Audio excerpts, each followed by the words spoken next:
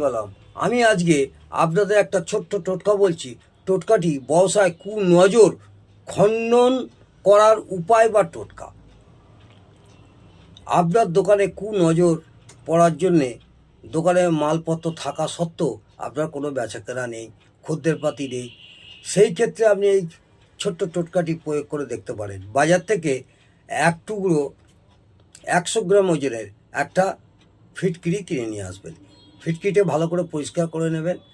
আর 100 গ্রাম ওজনের যে কয়লায় রান্না করা হয় সেই কয়লা একটা টুকরো নিয়ে আসবেন। নিয়ে এসে একটা কালো কাপড় নেবেন।